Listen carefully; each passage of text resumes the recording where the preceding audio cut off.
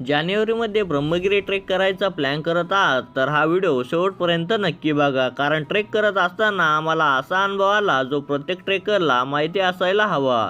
नमस्कार मित्रांनो, मी रोहित गोरे म्हणजेच मराठी वादळ. आजचा हा ब्लॉग आहे ब्रह्मगिरी ट्रेक.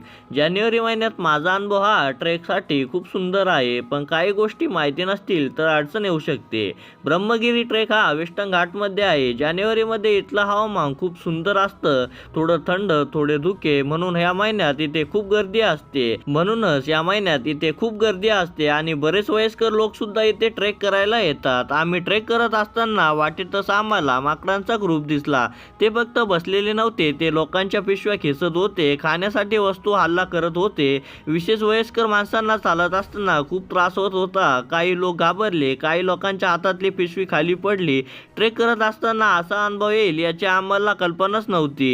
हा सगळा त्रास का होतो? कारण बरेच लोक माकडांना खायला देतात, त्यामुळे माकडांना माणसापाशी येण्याची भीती वाटत नाही. जानेवारीमध्ये गर्दी जास्त असल्यामुळे हा प्रॉब्लेम अजून वाढतो. म्हणून जर तुम्ही ब्रह्मगिरी ट्रेक करणार असाल तर हे मुद्दे खूप लक्षात ठेवा.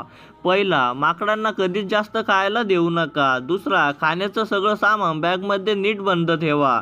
तिसरा, वयस्कर लोकांनी एकटे न चालता ग्रुपमध्ये चालवा. चौथा, माकडांसमोर घाबरू नका, ओरडू नका, शांत राहा. आणि सगळ्यात महत्त्वाचा, कचरा उघड्यावर टाकू नका. ब्रह्मगिरी ट्रेक निसर्गप्रेमी लोकांसाठी खूप सुंदर आहे, पण योग्य माहिती आणि काळजी घेतली तर हा ट्रेक सेफ्टी असतो आणि एन्जॉयबल होतो. हा व्हिडिओ तुम्हाला उपयोगी वाटला असेल तर लाईक करा, शेअर करा आणि ट्रेक लवर मित्रांना शेअर करा. प्लॅनिंग करणाऱ्यांना असा ट्रेल एक्सपिरियन्स व्हिडिओसाठी आपल्या चॅनलला सबस्क्राईब करायला विसरू नका.